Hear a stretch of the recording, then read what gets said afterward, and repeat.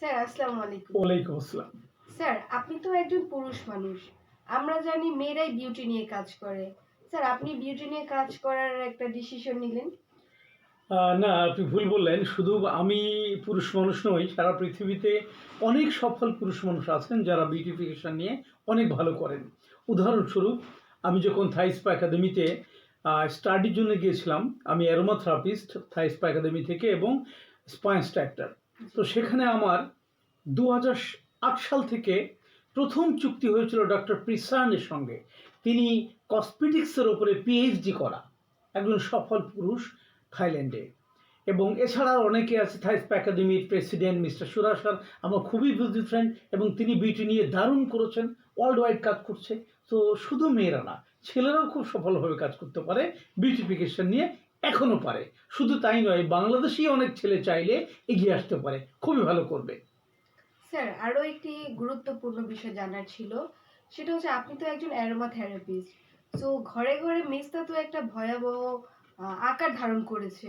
এখন এটা থেকে চিরস্থায়ী মুক্তি পাওয়ার বিষয়ে যেটা এক্স্যাক্টলি, আপনি দারুণ একটা পয়েন্ট বলেছেন। মেস্তা একটা মহামারী আকার ধারণ করেছে, সত্যিই তাই। আমি বেশ কয়েক বছর আগে ব্যাংকক এয়ারপোর্টে 40 মিনিটের একটি গবেষণা করেছিলাম আমার মতো করে।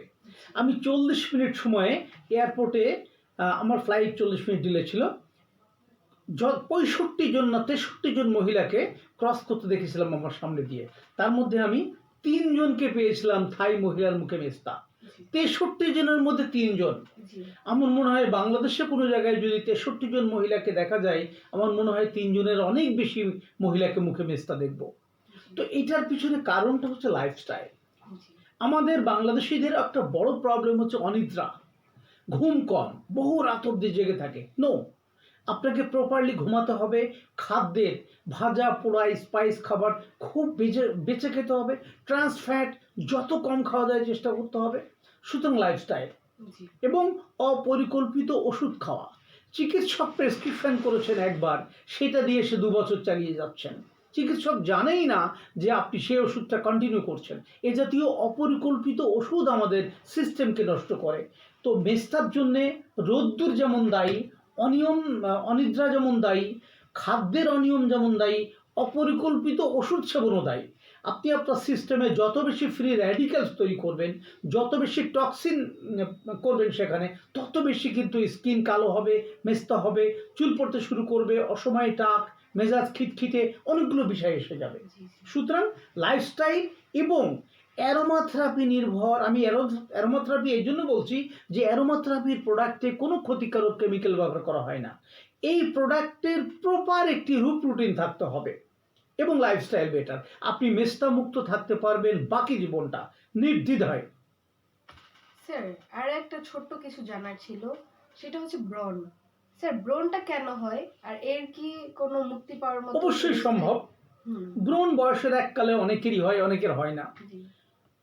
এই যখন ব্রণ হয় তখন লাইফস্টাইলটা মেস্তার মতো দেখতে হবে এবং কিছু সিস্টেমেটিক পরিচর্যা। কখনো ক্ষতিকারক কোনো কেমিক্যাল নিঃসৃত, যেমন ধরুন একজনের মুখে মেস্তা আছে এবং ব্রণ হয়, সে হাইড্রোকুইনন মিশ্রিত একটি ক্রিম ব্যবহার করতে শুরু করলেন নিজে নিজে কিংবা ছোট বোন বড় ভাইয়ের পরামর্শে। নো, এই ক্রিমটা ব্যবহার করে একজনের মেস্তা কমেছে, তার মুখে ব্রণ নেই, তার মানে এই নয় যে আপনি ব্যবহার করতে পারবেন। সবার জন্য সব কিছু না। সুতরাং নিজে নিজে এটা ব্যবস্থাপত্র না করে একজন শিক্ষিত এক্সপার্টের কাছ থেকে রুটিন করে নিন। ব্রণ নিয়ন্ত্রণ করে, ব্রণ ক্লোজ করে, ব্রণের স্পট ক্লিয়ার করে ফেয়ার স্কিন মেনটেন করা কঠিন কিছু না, এটা সম্ভব এবং খুব সহজেই সম্ভব যদি প্রপার নিয়ন্ত্রণটা আপনি পান, প্রপার রুটিনটা পান একজন এক্সপার্টের মাধ্যমে। স্যার আপনাকে অসংখ্য অসংখ্য ধন্যবাদ আমাদের পাশে থাকার জন্য। আপনাকেও ধন্যবাদ।